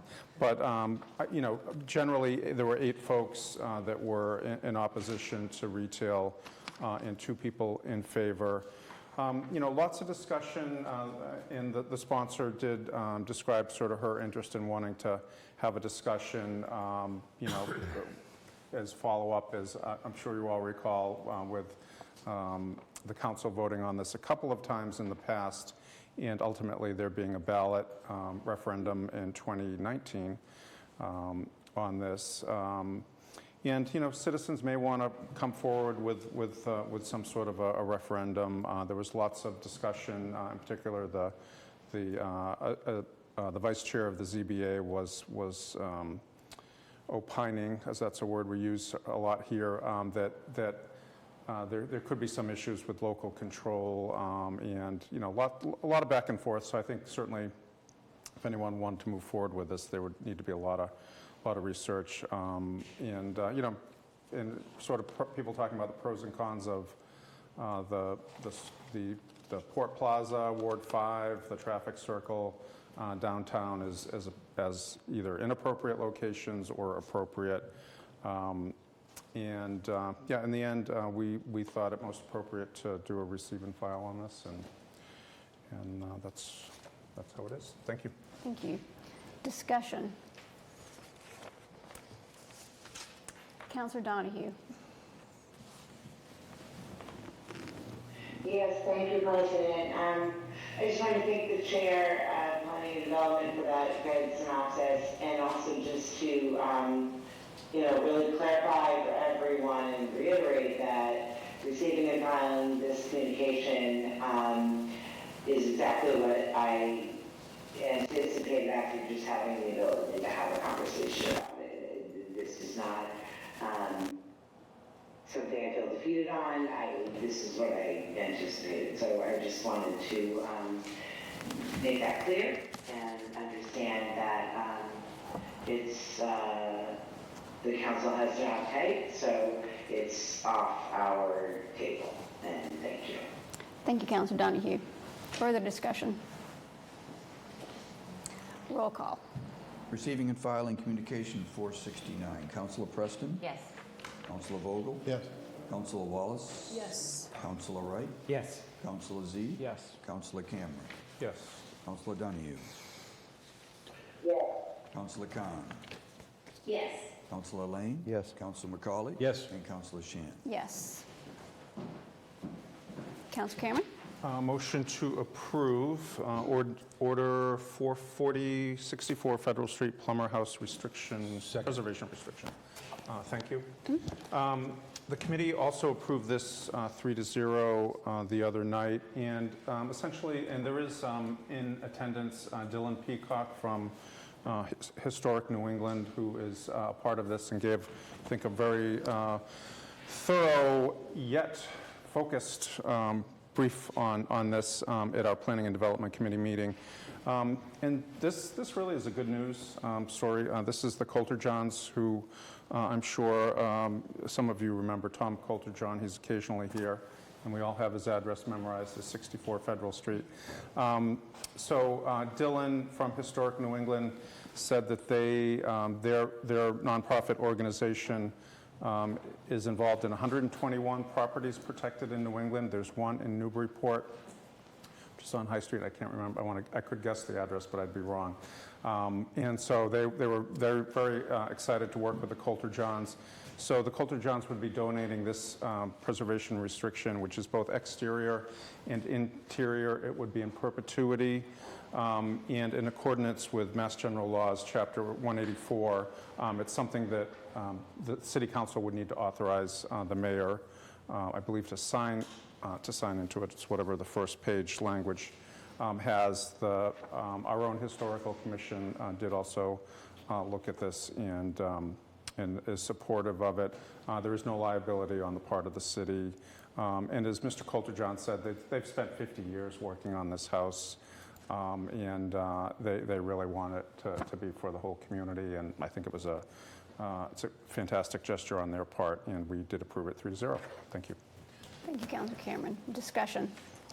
Councilor Zaid. I just wanted to say one thing which I learned in this and I didn't know before, but there's been a lot of conversation about how preservation restrictions can only be done for 30 years. But one thing that the gentleman from Historic New England talked about was that through this process, you can actually make it in perpetuity. So I think we might learn from that with CPA in particular when we do historic, that it's longer, presumably, and tougher to do, but it is possible, because that's come up in a couple things over the years where 30 years was thought to be the best we could do, but apparently there is a better way. So we could do it in other contexts when we need to. Good information to have there. Further discussion. All right, seeing no hands, roll call. Roll call on approving Order 440, the preservation restriction. Councilor Preston. Yes. Councilor Vogel. Yes. Councilor Wallace. Yes. Councilor Wright. Yes.